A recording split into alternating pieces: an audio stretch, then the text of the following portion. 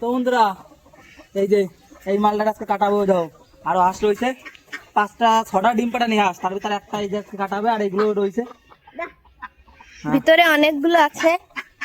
ওই যে আরো রয়েছে, এই দেখো এইদিকে যে দেখা যায়, এইদিকে দেখো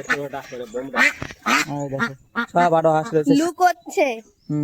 এটা হত্যা করা হবে। এই এখন এটাতে ভাত দাও তো কাটার জন্য সব চলে যাচ্ছে। এই মাছটা না আগে এটাকে ঝামেলাটা মিটে, মাছ তো কি জিএল মাছ কাটতে টাইম লাগে না। এই যে ধরে রাখা হচ্ছে, এ দেখো ও ভয় পায় না, কেউ।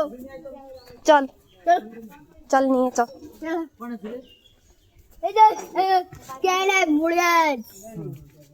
দাদা আমরা কি করতে যাচ্ছি? এখন যাবো কচু পাতা কাটতে।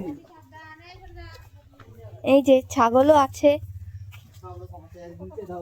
সব রকম ফলের গাছ আছে এই জায়গায়, যত রকম ফল মানুষের থাকতে পারে সব রকম ফলের গাছ আছে। এই যে বাগান, এই জায়গায় সব তাল কুমড়ো গাছ, ফুল গাছ, কচু গাছ, সব রকম ফল, কিচ্ছু কিনা লাগে না বন্ধুরা। মুরগি কাটার পরে যে নোংরা বেরোবে, নোংরাটা এর উপর রাখতে হবে, কারণ ঘর নোংরা কি করা বড় যাবে না। সাইজ। এই দেখো এই দেখ এই হয়েছে, দেখ সবেদা, ছোট ছোট। এই দেখ সবেদা, এই দেখো কত সবেদা ছোট ছোট। এই যে আমড়া গাছ, এই যে একটা লিচু গাছ, এই যে মালবেড়ি গাছ, কামরাঙা গাছ, কুল গাছ, জামরুল গাছ, তারপর আনারস গাছ, সাদা জাম গাছ, ছাগলে খেয়ে নেছে। খাসি এরও একদিন পিকনিক করে তোমাদের দেখাবো, এই মালটা জবাই হবে। কোন জায়গায় ছাগল নিয়ে এই দেখো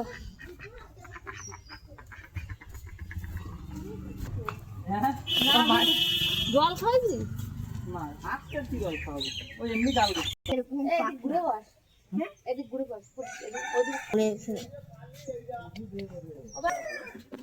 বন্ধুরা, এখন এর একটু কয় কেজি হবে এতে মাংস? 1 কেজি খানিক, 1 কেজি 200-300 মাংস হবে। এই জগতের থেকে পরলোকে পাঠাই দেবো এখন, বুঝলে? এটা পরলোকে যাওয়ার রাস্তা তোমাকে আর এই দেখো দেখাচ্ছি না। সবাই বসে আছে দেখার জন্য। হ্যাঁ, এই যে পরলোকে যাওয়ার রাস্তা তোমাকে আর দেখাবো না, থাক। একটু পরে আবার দেখাচ্ছি। বন্ধুরা, হাঁস খাতে যা তো খানিক মজা, এই যে ছাল ছাড়াতে সেই মজা আমার বের হয়ে যাচ্ছে। গুড়ি লোম হয় নাই তাই ছাল ছাড়াতে পারতেছি না। এটা কি ঝামেলা, কি জামালা, বিশাল ঝামেলা।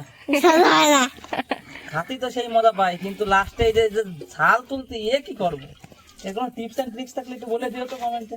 বন্ধুরা, ঘাম জটে গেল, কিন্তু ছাল উঠলো না।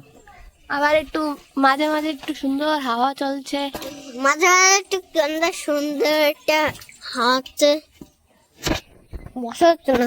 একটু একটা মাংস যাবে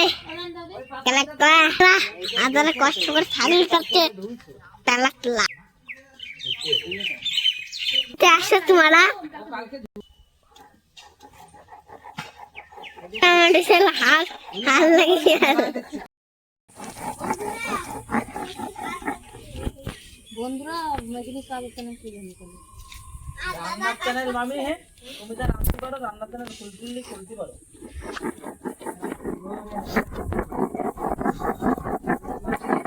যে লঙ্কা ভিজিয়ে রাখা যে বাটা হচ্ছে, নাই থাকদিন ভালো আছে। বিগত 1 ঘন্টা ধরে সেই কষ্টের পরে এই যে সাফ করলাম, সাফ করতে করতে 3-4 জায়গায় তো ফাটা ফেলাইছি।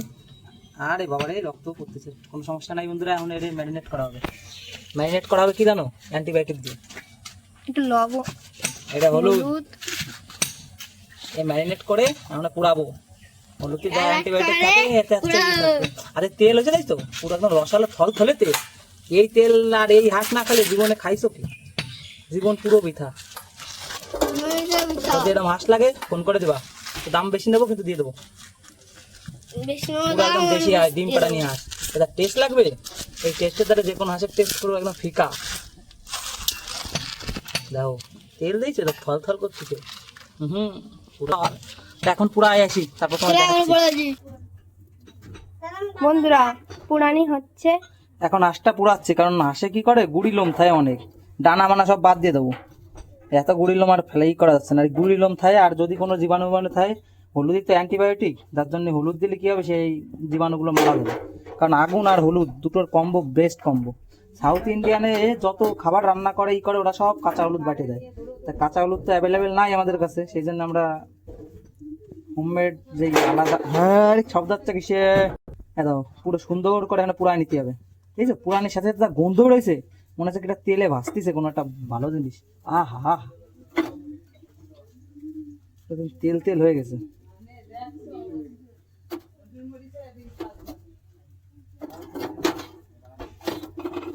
গ্যাস খুলে চলে আইছিলাম, এটা কিন্তু বোনাস টিপস দিয়ে দিলাম। না পড়ালে কিন্তু লোম কুচি লোম থাকবে, পরে খাওয়ার সময় তারপর কত কত করে গালে বাড়তেছে। এই দেখো এখন এর কাটা হবে। প্রথম ঠ্যাংগুলো কাটিয়ে নে। দাম নাই।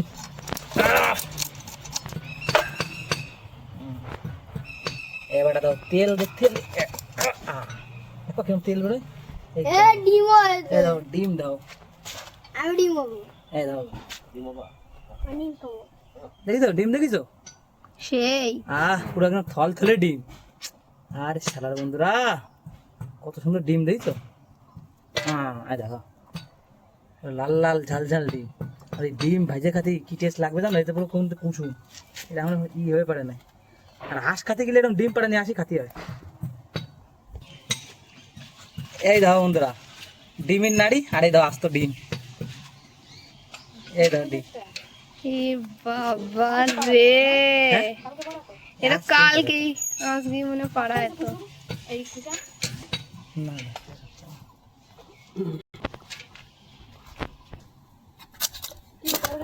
এই দেখো থল থলে তেল, দেখছো তেল দাও শুধু।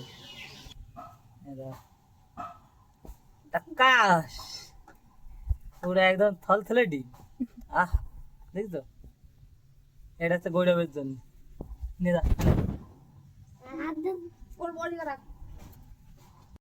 মাংস তো ধোয়া কমপ্লিট, আর দাও তেল দাও। মনে হচ্ছে শালা কচি শুয়োর কাটিছি, এরকম লেভেলের তেল হয়েছে। খালি তেলে একবার যে মাংস খাবে স্বাদ লেগে থাকবে 3 বার আসলে ঘুরতে ঘুরতে। আর 1.5-2 ঘন্টা লাগিয়েছে বন্ধুরা এই সারাতে, কিন্তু কুচলম ছিল না একটাও। আর ডিম তো হয়ে যাও টেকনোলজি, বুঝছো পুরো একদম ডিম ছিল পেটের ভিতর। কালকে একটা পাড়াইছে ওই জন্য কাটলাম যে এই ডিম চালা মাল খাতিটা কি টেস্ট। এরপর আবার শুকায় যায়, যে সময় ডিম পাটানি হয়ে যায় মুরগি শুকায় যায় আর হয় না। এখন হবে রেসিপি হাঁসের বেস্ট রেসিপি দাও। 1 কেজি 1.5 কেজির কাছে মাংস হয়েছে। 1 কেজি 700 হচ্ছে ওয়েট ছিল, মোট ওয়েট। তা কাটে সাটে 1 কেজি 300 দাঁড়াইছে। কি ব্যাপার, সবাই ওইখানে, তুমি এখানে কষ্টভাবে মুখ ঝুলিয়ে বসে আছো, কি ভাবো?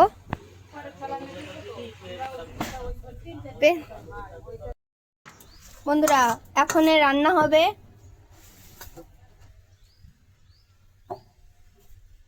দেখো মাংস, হাঁসের মাংস। এর মধ্যে দেওয়া হচ্ছে হলুদ আর লবণ,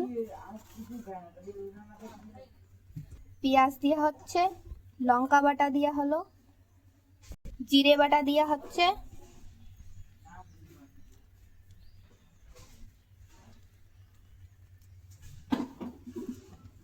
আর এটাকে এখন মিক্স করা হবে।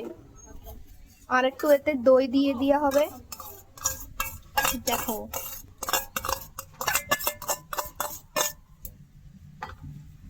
এখন এতে একটু সর্ষের তেল যাবে, মিক্স করা হবে। এখন এটাকে ম্যারিনেট হবে।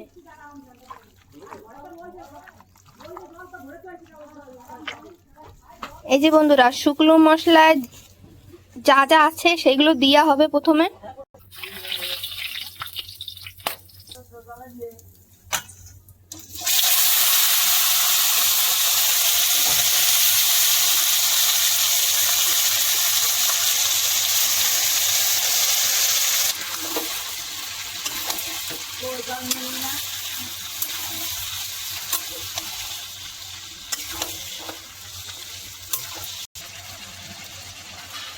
একটু জিরের গুঁড়ো দেওয়া হচ্ছে,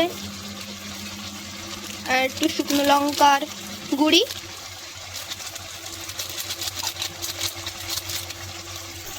এখন টমেটো দেওয়া হচ্ছে।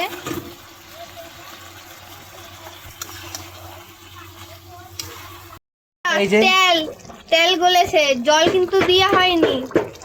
তেল গলিছে, এই যে বন্ধুরা কি লেভেলের তেল গলিছে, সেই লেভেলে।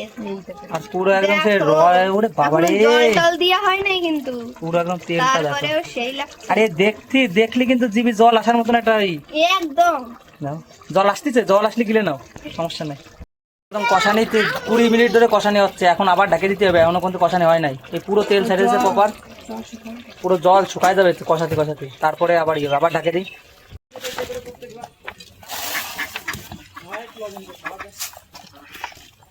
আমাদের পেয়ারা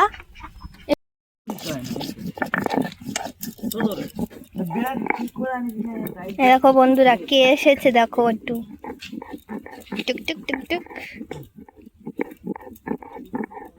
20-25 মিনিট জাল দেওয়ার পরে এখন দেখা যাক কন্ডিশন কেমন কি আছে, তোমাকে পুরো একদম দেখাচ্ছে। ও কি তো মধু পুরো একদম, হাই দাও ডানার উইংস পিস দাও। একটা বোনাস টিপস দিয়ে দিই, পুরো যদি একসাথে আলু দিয়ে কষাও তাহলে আলু কিন্তু ভেতা ভেতা হয়ে পুরো আলুকে একদম ভর্তা হয়ে যাবে। সেই জন্য আলুগুলোরে একটু কষাই, যে সময় মনে হবে যে আলু সেদ্ধ হয়ে গেছে 90 to 85%, তখন আলুগুলোরে নামায় নিতে হবে। আর মাংস আরও কিন্তু কষানি লাগবে, কারণ হাঁস তো এ বিশাল টেস্ট হয়, তো যার জন্য একটু বেশিই কষাতে হবে। আর মাংস যেহেতু শক্ত, সেই জন্য আলুগুলো এই যে এক এক করে নামিয়ে নিলাম। আর দেখো কালারটা দেখো, পুরো জবরদস্ত কালার হয়েছে। তো দীর্ঘ 5-7 মিনিট অপেক্ষার পর এখন ডিম দেওয়া হবে। কারণ ডিম যদি আগে দিতাম গাইলে মেলে যে কি হয়ে যেত তার কোনো খবর হতো না, খুঁজে পাওয়া যেত না। সেই জন্য ডিমটা একটু পরে দিলাম। আর দেখো কালার কিন্তু চলে আসছে, ডিমের কালারও চলে আসছে, আর তরকারির কালার পুরো একদম সেই জবরদস্ত কালার চলে আসছে। হোটেলের স্টাইলে রান্না পুরো একদম, হোটেলের থেকে বেশি টেস্ট হবে এটা। আমাদের শেষ ফিনিশিং কেমন হয়েছে, উরে বাবার এ কি কালার, কি বন্ধুরা, এটা ব্যবসা করা যায়। 4 পিস হাঁসের মাংস 200 টাকা, দারুণ হয়েছে। আর এ কিন্তু আরো গাঢ় হবে, আর যে সময় রাখে দেবো উপরে তেলগুলো পুরো এক জায়গায় চলে আসে, একটা কালার তৈরি হবে, যে দেখে মনে হবে জাস্ট ওয়াও। দাও এই গন্ধ ছড়াচ্ছে মনে হয় 1 কিলোমিটার দূরে। এবারটা নামানোর আগে হালকা একটু 1 চামচ মতন গরম মশলা, তাও বাটা, ওই যে কোনো ভেজাল হবে না, পুরো একদম শিলি বাটে পুরো অথেন্টিক টেস্ট পাবা। সুন্দর করে আমরা নাড়াচাড়ায় নামাই দিতে হবে। মাংস রান্নার পরে দেখো কেমন কি কন্ডিশন হয়েছে, দারুণ হয়েছে না? 2-4 মিনিট অপেক্ষা করার পরে দেখো তেলগুলো উপরে চলে আসছে, কি দারুণ লাগতেছে।